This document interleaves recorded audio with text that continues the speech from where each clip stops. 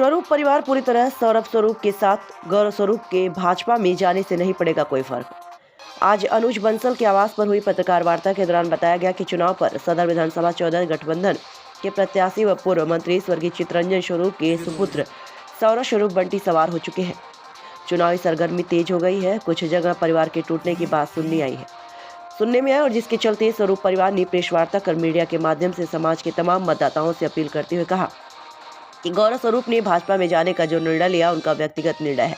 उनके निर्णय में परिवार का कोई समर्थन नहीं। वह परिवार के जिम्मेदारी सदस्य है और सुख दुख में हम एक दूसरे के साथ हैं। स्वरूप परिवार एक है और पूरा परिवार सदर विधानसभा से गठबंधन प्रत्याशी सौरभ स्वरूप बंटी के साथ है। जी सर, आपका नाम? मैं आशुतोष स्वरूप बंसल जी। आज इस प्रेस वार्ता में हमारा पूरा परिवार एकत्रित हुआ जी और सौरभ स्वरूप को तन मन धन से समर्थन दिया।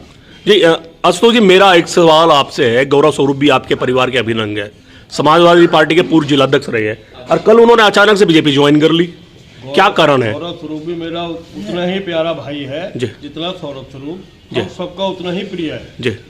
ये वैचारिक मतभेद कहीं भी हो सके, कभी भी हो सके जी, किसी का भी हो सके। वैचारिक मतभेद है, कोई मनभेद थोड़ी है जी। तो परिवार इस चुनाव के बाद फिर एक बार इकट्ठा होगा? हाल में इसी समय में एक ही है। चुनाव के बाद भी अब भी चुनाव के बाद, चुनाव में भी, चुनाव से पहले भी जैसा परिवार था वैसे ही परिवार है। वैचारिक मतभेद होते रहे। तो सर, क्या कारण है कि गौरव स्वरूप जी को बीजेपी ज्वाइन करनी पड़ी? और कारण तो मैं नहीं बता सकता, मुझे क्या पता कारण क्या है, बरीक वाले मत पूछ। लेकिन ये है, देखिए, गौरव स्वरूप जी ने, जो आपके पूर्व सपा जिलाध्यक्ष थे पार्टी के और वरिष्ठ नेता से समाजवादी पार्टी के, उन्होंने सपा छोड़ दी और बीजेपी ज्वाइन की है। क्या कहना चाहते हैं? देखिए, गौरव स्वरूप के परिवार से समाजवादी पार्टी का अटूट रिश्ता है जी। आज चित्तरंजन स्वरूप जी को समाजवादी पार्टी ने चेयरमैनी का चुनाव लड़ाया जी। विधायक जब तक वो जीवित रहे, विधायक का चुनाव लड़ाया, वो मंत्री बने, उनको सम्मान दिया जी। और उनके बाद जी समाजवादी पार्टी ने गौरव स्वरूप को उपचुनाव में भी मौका दिया, इस चुनाव में मौका दिया, पार्लियामेंट का टिकट भी दिया जी।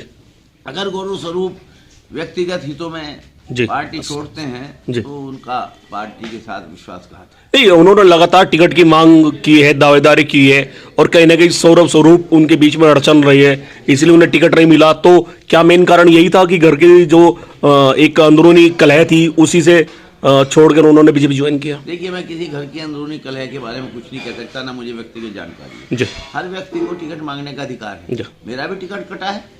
आपने भी मांगा था? मैं 87,000 वोट मुझको बुढ़ाना से मिली थी और मेरा टिकट कटा है। मैं तो नाराज नहीं हूँ, फिर भी पार्टी का काम कर रहा हूँ। और गौरव स्वरूप के लिए तो, इस परिवार के लिए तो समाजवादी पार्टी ने बहुत सम्मान दिया है। और अगर इतने सम्मान के बाद आज भी पूरे प्रदेश में समाजवादी पार्टी में स्वर्गीय चित्तरंजन स्वरूप जी का नाम हर कोई जानता है, तो कहीं ना कहीं उनकी आत्मा को भी कष्ट हो रहा हो।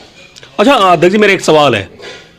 वैसे भारी मत सदर विधानसभा सीट पर है, तो क्या गौरव स्वरूप के आने से बीजेपी में कहीं ना कहीं वे वोट वैसे समाज का एकजुट बीजेपी पर होगा या गठबंधन को अभी भी मिलेगा? सौरभ स्वरूप वैसे नहीं है जी।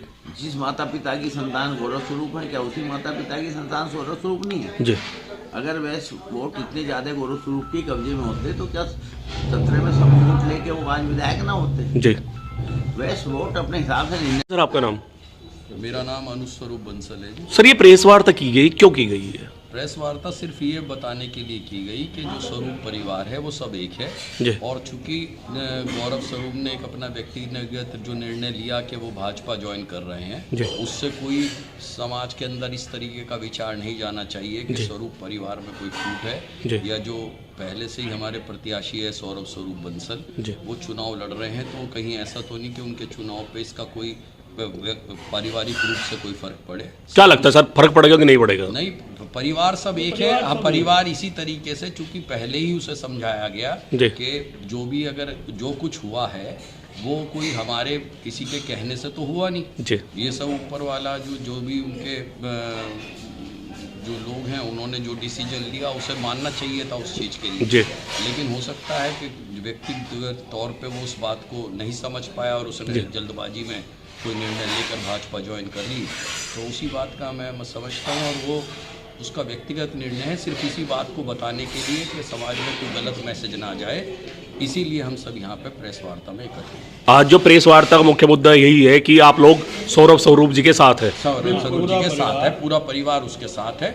जहाँ तक साथ का सवाल है, चुनाव में हम इसके साथ हैं, वैसे हम सब एक हैं। और सब कल को अगर कोई प्रॉब्लम या कोई भी चीज़ है, अगर गौरव हो या सौरभ हो या बब्बल हो, हम तीनों के साथ उसी तरीके से। लेकिन जहाँ तक चुनाव का सवाल है, उस चुनाव में हम इस चुनाव के अंदर पूरी तरीके से सौरभ स्वरूप बंटी के साथ। शंकर स्वरूप जी, आप स्वरूप परिवार के इस वक्त मुखिया है और गौरव स्वरूप जी जो आपके भाई है और सौरभ स्वरूप भी आपके भाई है।